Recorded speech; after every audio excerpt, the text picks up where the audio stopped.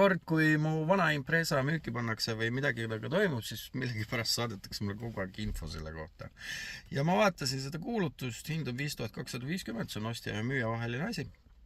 Aga mis mulle nagu silma jäi, oli siin kirjelduses kuskil, kellel paar kohta tahaksid tegemist saada, peaks hinnas kajastuma. Lisainfo koha peal ja telefonis.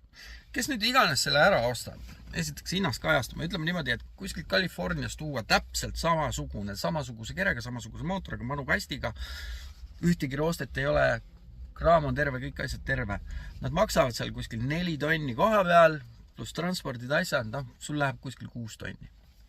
Ja teine asi on see, et miks mina selle maha müüsin, oli sellepärast, et kui ma panin talle katet peale, et las seisab seal suvel katte all ja panin konksu alla, siis mul jäi 2,5 korda 5 sentimeetrit raami tükk kätte. See raam on täiesti perses. Lisaks mootorile ma ennustan eluiga